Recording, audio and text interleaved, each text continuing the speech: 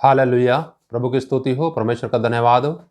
आइए हम प्रभु की तारीफ करेंगे। परमेश्वर महान है प्रियो, हम सबसे प्रेम करते हैं और प्रभु ने हम सब के लिए अद्भुत आशीष रखी हैं। आइए हम प्रभु का धन्यवाद करें। धन्यवाद पिताजी, आपका धन्यवाद। आपकी तारीफ करते महान और जीवित परमेश्वर, राजाओं के राजा, प्रभुओं के प्रभु, सर्वशक्तिमान परमेश्वर। आपने हम सबसे प्रेम किया और अपने पुत्र प्रभु यीशु मसीह को हम सब के पापों की कीमत चुकाने के लिए इस दुनिया के अंदर भेज दिया। आपका धन्यवाद प्रभु, आपके अपार प्रेम के लिए धन्यवाद। ओ सचमुच महान और जीवित परमेश्वर, अनादिकाल से अनंत काल तक के परमेश्वर, आप मनुष्य जाति का ख्याल रखते हैं, अपनी बनाई हुई सृष्टि की पालना करते हैं प्रभु। प्यारे पिता, उनका पालन पोषण करते हैं। धन्यवाद प्रभु। सब कुछ आपके हाथ में सौंपते हैं पिता। एक एक जन जो अभी आपका वचन सुनते हैं प्रभु जी, हर एक के हृदय के अंदर, जीवन आत्मा के अंदर प्रभु आपका वचन उतरने पाए, व्यवहार में वचन उतरने पाए मेरे प्रभु। आपकी समानता और स्वरूप में प्रत्येक प्राणी निखर करके निकलने पाए प्रभु। प्रभु जी दया करें, आज के वचन को पवित्र आत्मा जी आप ही सिखाएं। आप हमारे शिक्षक हैं प्रभु, आप सिखाएं प्रभु। समझ खोल दें मेरे प्रभु। हालेलुया। अपने जीवन के उद्देश्य को जानने पाएं। धन्यवाद मेरे प्रभु जी। सब कुछ आपके हाथ में सौंपते हुए धन्यवाद के साथ प्रार्थना प्रभु यीशु मसीह के नाम से मांगते हैं, आमीन। आइए हम एक भजन गाएंगे, उसके बाद प्रभु के वचन में चलेंगे। यह भजन है, यीशु ने कलवरी दुख क्यों सह लिया, मुझ पापी में क्या देखा था, कोई खूबी नहीं, कोई खूबी नहीं, मुझ में कोई भी खूबी नहीं। यीशु ने कलवरी दुख क्यों सह लिया, मुझ पापी में क्या देखा था, कोई खूबी नहीं, कोई खूबी नहीं, मुझ में कोई भी खूबी नहीं, कोई खूबी नहीं, कोई खूबी नहीं, मुझ में कोई भी खूबी नहीं। प्रेमियों ने तो छोड़ दिया था, कोई न मिला था तेरे सिवाय। प्रेमियों ने तो छोड़ दिया था, कोई न मिला था तेरे सिवाय। यीशु ने कलवरी दुख क्यों सह लिया, मुझे पापी में क्या देखा था, कोई खूबी नहीं, कोई खूबी नहीं, मुझ में कोई भी खूबी नहीं, कोई खूबी नहीं, कोई खूबी नहीं, मुझ में कोई भी खूबी नहीं। पाप में मर के जी उदास हुआ, जीना भी मेरा था मौत की तरह। पाप में मर के जी उदास हुआ, जीना भी मेरा था मौत की तरह। यीशु ने कलवरी दुख क्यों सह लिया, मुझे पापी में क्या देखा था, कोई खूबी नहीं, कोई खूबी नहीं, मुझ में कोई भी खूबी नहीं, कोई खूबी नहीं, कोई खूबी नहीं, कोई भी खूबी नहीं। पाँव से न मैं तेरी राह चला, हाथ से न मैंने तेरी सेवा की। पाँव से न मैं तेरी राह चला, हाथ से न मैंने तेरी सेवा की। यीशु ने कलवरी दुख क्यों सह लिया, मुझे पापी में क्या देखा था, कोई खूबी नहीं, कोई खूबी नहीं, मुझ में कोई भी खूबी नहीं, कोई खूबी नहीं, कोई खूबी नहीं, मुझ में कोई भी खूबी नहीं। हालेलुया। यीशु ने कलवरी दुख क्यों सह लिया, मुझ पापी में क्या देखा था, कोई खूबी नहीं, कोई खूबी नहीं। प्रियो, प्रभु जी ने हम सब के पापों की कीमत चुकाने के लिए कलवरी क्रूस का दुख सहन किया और हमें वो हिम्मत दी जो किसी अन्य साधन के द्वारा नहीं आ सकती। वो सिर्फ परमेश्वर के वचन के द्वारा, परमेश्वर की सामर्थ्य के द्वारा आ सकती है। वो विश्वास पवित्र आत्मा के द्वारा हमारे मनों के अंदर डाला गया। प्रभु का धन्यवाद। आइए हम वचन में चलेंगे और हम देखते हैं अपने असली घर के विषय में। जो असली डेरा है, डेरा सरीखा जो घर है दुनिया का, वो हमें असली घर के विषय में भी इंगित करता है, दिखाता है। उसके विषय में हम थोड़ा प्रभु के वचन में देखते हैं। हम देखेंगे दूसरा कुरिन्थियों उसका 5 अध्याय और पहले वचन से मैं पढ़ना चाहूंगा। यहां लिखा है प्रभु के वचन में, क्योंकि हम जानते हैं कि जब हमारा पृथ्वी पर का डेरा सरीखा घर गिराया जाएगा तो हमें परमेश्वर की ओर से स्वर्ग पर एक ऐसा भवन मिलेगा जो हाथों से बना हुआ घर नहीं परंतु चिरस्थायी है। प्रियो, यहां पर प्रभु का दास कहता है कि हम जानते हैं कि जब हमारा पृथ्वी पर का डेरा सरीखा घर गिराया जाएगा तब हमें स्वर्ग पर एक ऐसा भवन मिलेगा जो हाथों से बना हुआ भवन नहीं परंतु चिरस्थायी है, एक परमानेंट है, अविनाशी है। पर पृथ्वी का डेरा सरीखा घर क्या होगा जब गिराया जाएगा।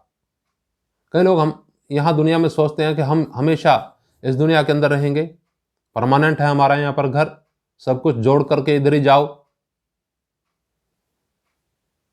बाद में प्रियो पछताएंगे ऐसे लोग।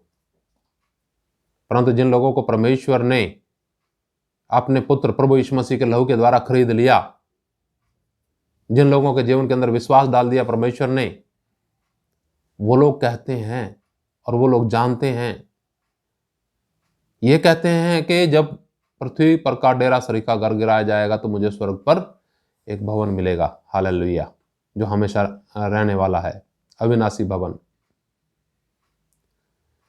उसके लिए प्रभु जी ने वायदा भी किया। देखिए, जब हम देखते हैं यूहन्ना रचित सुसमाचार उसका 14 अध्याय और उसके पहले वचन में देखते हैं, वहां ऐसा लिखा है, तुम्हारा मन व्याकुल ना हो, तुम परमेश्वर पर विश्वास रखते हो, मुझ पर भी विश्वास रखो।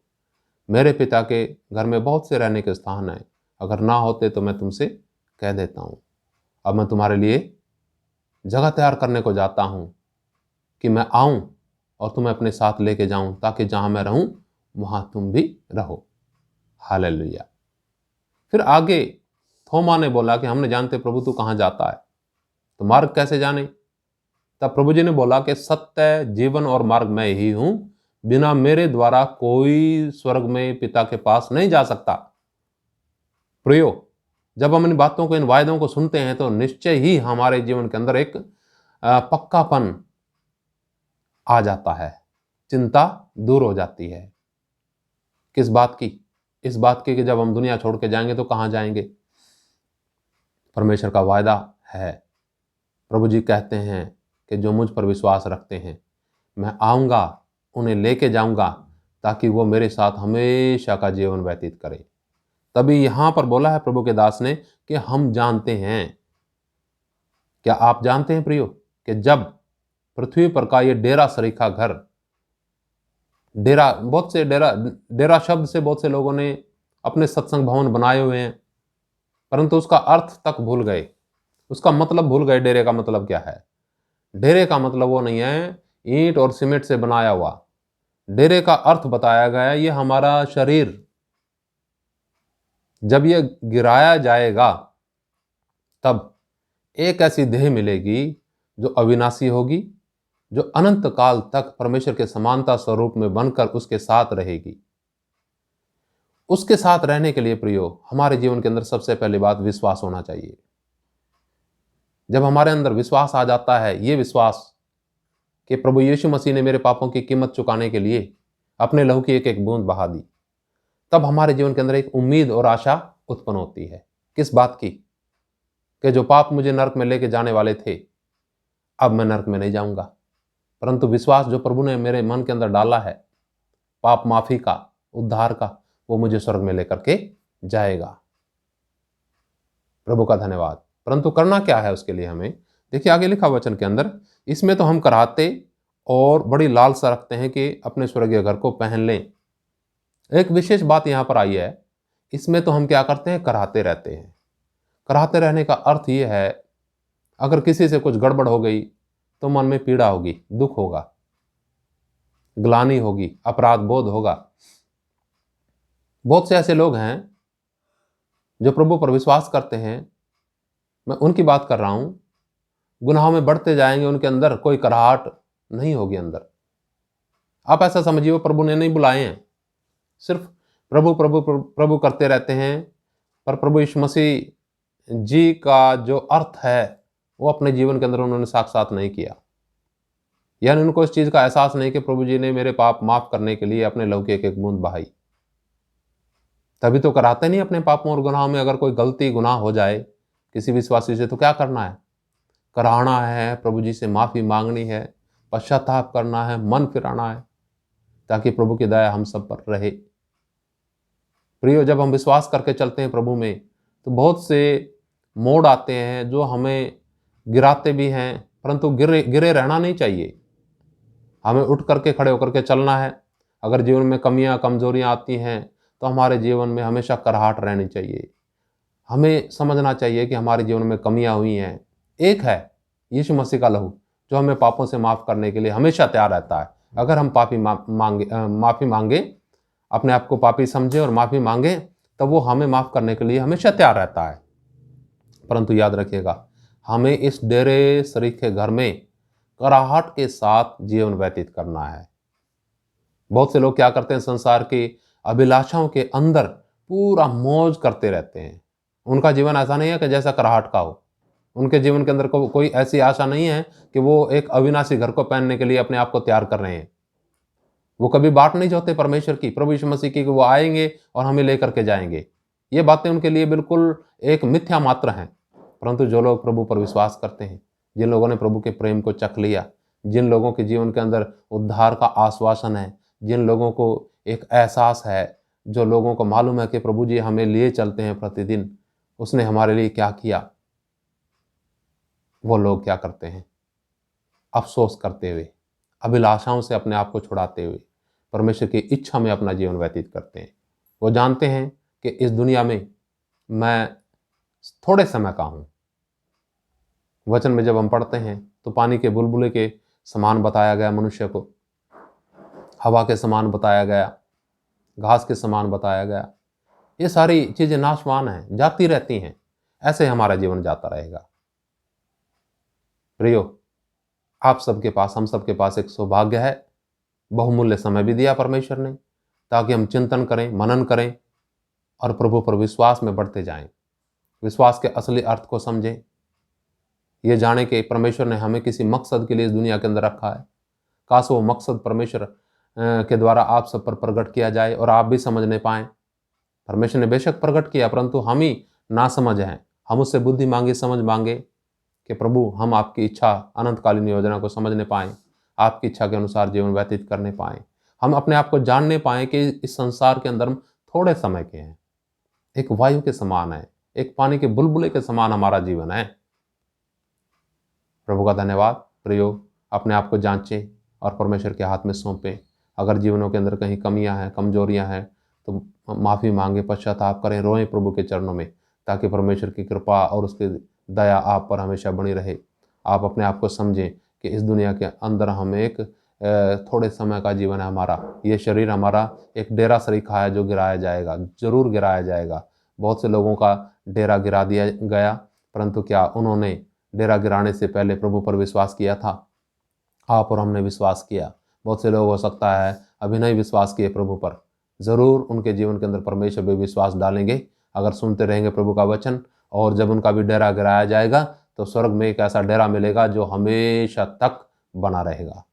प्रभु का धन्यवाद। आइए हम प्रार्थना करेंगे।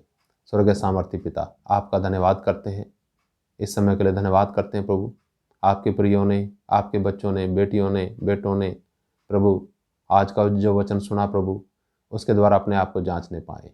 क्या हम संसार में पाप में मौज करते हैं या इस दुनिया के अंदर कराहट भरा जीवन व्यतीत करते हैं, और इस आशा के साथ जीवन व्यतीत करते हैं कि एक आने वाला जीवन प्रभु ने हमारे लिए अनादिकाल का जीवन दिया है, उसमें अनंत काल तक परमेश्वर के साथ बिताने के लिए अपने आप को तैयार करना है। धन्यवाद प्रभु। सब कुछ आपके हाथ में सौंपते हुए धन्यवाद के साथ प्रार्थना प्रभु यीशु मसीह के नाम से मांगते हैं, आमीन। हालेलुया। प्रभु का धन्यवाद, प्रभु की स्तुति हो। परमेश्वर आप सबको आशीष दे। सबको जय मसीह की। मारनाथा।